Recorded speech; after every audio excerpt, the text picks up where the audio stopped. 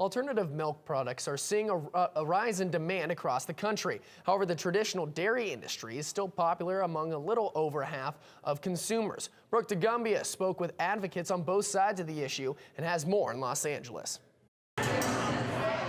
The modern way to consume much of the recommended daily calcium and nutrients is now through milk alternatives, an industry expected to top $16 billion in revenue this year. The nutritional benefits of the protein that everyone seems to be concerned about and the calcium and vitamin D, they're right on par with dairy.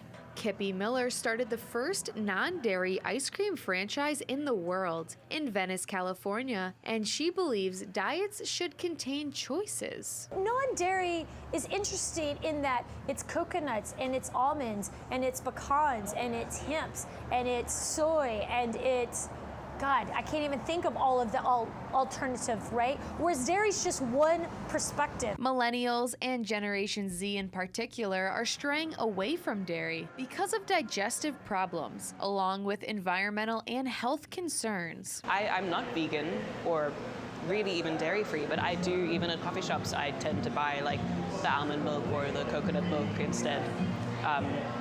It just makes me feel better.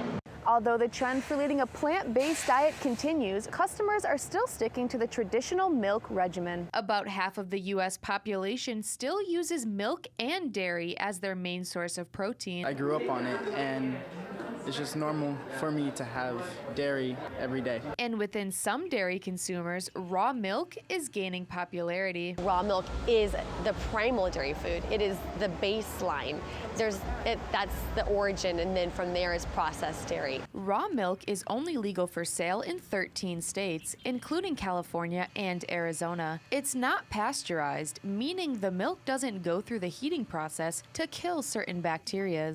But some argue that process kills the nutrients in cow milk. Organic Pastures has seen about a 5% increase in sales annually, and they also launched their raw cheese in Sprouts Farmers Market last year. In Fresno, Brooke DeGumbia, Cronkite News. Currently, there are 8 farms in Arizona that produce raw milk. This type of milk usually ends up having a higher cost than regular milk for consumers.